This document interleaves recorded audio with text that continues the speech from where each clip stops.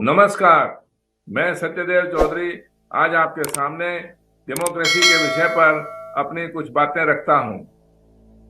बहनों भाइयों, इन दिनों हमारी राजनीतिक व्यवस्था में डेमोक्रेसी के नाम पर दो शब्द बहुत प्रचलित हैं।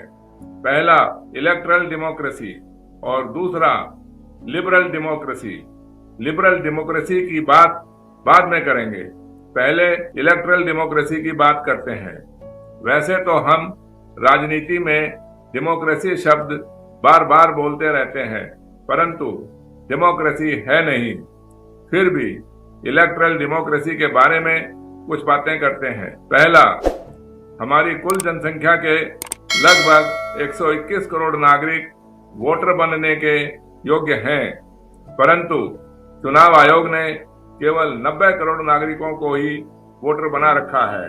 बाकी के 30 करोड़ नागरिकों को वोटर क्यों नहीं बना रखा, चुनाव आयोग ही बताएंगे। 30 करोड़ लोगों को वोटर नहीं बनाया, जबकि केवल 23 करोड़ वोटर वोट लेकर ही वर्तमान राजनीतिक दल ने सत्ता पर कब्जा कर रखा है। और इन 23 करोड़ वोटरों में भी जीतने वाले सत्ताधारी सांसद लगभग 15-16 करोड़ वोट लेकर ही जीते हुए हैं। बाकी के 6-7 करोड़ वोटरों ने ऐसे उम्मीदवारों को वोट दिए जो हार गए। फिर भी सत्ताधारी 23 करोड़ वोट लेकर सत्ता में आने की ताल ठोकते हैं। जिन 90 करोड़ नागरिकों को चुनाव आयोग ने मतदाताओं की सूची में ले रखा है, उनमें से लगभग 60 करोड़ मतदाता ही चुनाव में मतदान करते हैं और 30 करोड़ वोटर मतदान ही नहीं करते। जो मतदाता मतदान करते हैं, उनमें से असंख्य मतदाता जाति धर्म के ध्रुवीकरण, किसी प्रकार के भी लोभ जैसे शराब, धन या उपहार के चक्रव्यूह में फंसकर मतदान करते हैं। ध्रुवीकरण और लोभ की बातों पर यदि ध्यान न भी दिया जाए, फिर भी इस सच्चाई से तो मुंह नहीं मोड़ा जा सकता कि कुल मतदाताओं के लगभग 30% मतदाता 18 से 25 वर्ष की आयु के हैं, जो मतदान करते हैं परंतु चुनाव में भाग नहीं ले सकते। ऐसे मतदाताओं का हमारी राजनीतिक व्यवस्था में क्या प्रभाव, महत्व या भूमिका है? 4, हमारी इलेक्टोरल डेमोक्रेसी की एक और सच्चाई जान लें कि जिन मतदाताओं ने वोट किया, उनमें से लगभग 60-70% मतदाताओं ने ऐसे उम्मीदवारों को वोट दिया जो हार गए। इस स्थिति में भी हमारी राजनीति में ऐसे मतदाताओं का किसी प्रकार का महत्व नहीं होता। सच्चाई तो ये है कि यदि ईमानदारी से सर्वे करवाया जाए तो 1% मतदाता भी गठबंधन की भ्रष्ट राजनीतिक व्यवस्था से सहमत नहीं है। सभी मतदाता सभी राजनीतिक दलों के नेताओं को एक जैसा भ्रष्ट बताते हैं।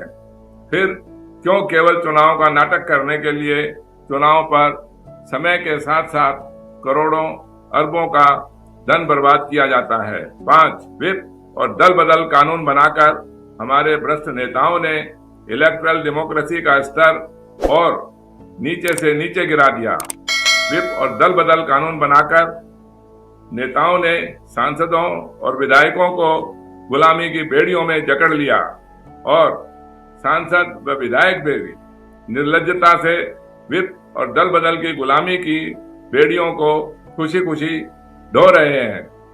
जो हालत इलेक्टरल डेमोक्रेसी की है, उससे भी बदतर हालत लिबरल डेमोक्रेसी की भी है। अपने अधिकारों के लिए जितने मर्जी प्रदर्शन, अनशन, धरने और ज्ञापन देते रहिए, किसी प्रकार की अपेक्षित कार्रवाई नहीं होती। थानों, विभागों और न्यायालयों में भी साधारण नागरिक चक्कर काट काट कर समय बर्बाद करते रहते हैं, परंतु न्यायप्रिय और संतोषजनक उत्तर नहीं मिलते। कुल मिलाकर गरीबों के लिए ना तो इलेक्टरल डेमोक्रेसी न्याय संगत है और ना ही लिबरल डेमोक्रेसी। यदि इलेक्टरल डेमोक्रेसी न्याय संगत हो तो लिबरल डेमोक्रेसी भी न्याय संगत हो जाएगी, या लिबरल डेमोक्रेसी की आवश्यकता ही नहीं होगी। इलेक्टरल डेमोक्रेसी की सबसे गंभीर समस्या है कि गरीब मतदाताओं से मतदान तो करवाते हैं, परंतु गरीब वोटरों के बहुमत से सरकार नहीं बनती। सरकार बनाने के बहुमत का निर्णय धनबली और दबंगी करते हैं, जो चुनाव में भाग ही नहीं लेते। बहुमत का स्पष्टीकरण ना तो चुनाव से पूर्व होता है और ना ही चुनाव के पश्चात।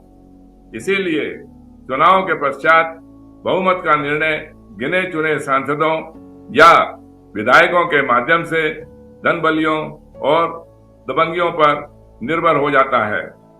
यदि हमें डेमोक्रेसी को जीवंत बनाना है, यदि हम डेमोक्रेसी को सुंदर, स्वस्थ और समृद्ध देखना चाहते हैं, तो सांसदों या विधायकों से गठबंधन के भ्रष्ट बहुमत को जड़ से समाप्त करके मतदाताओं के सत्य बहुमत की राजनीति को स्वीकार करने के सिवाय कोई और विकल्प नहीं है।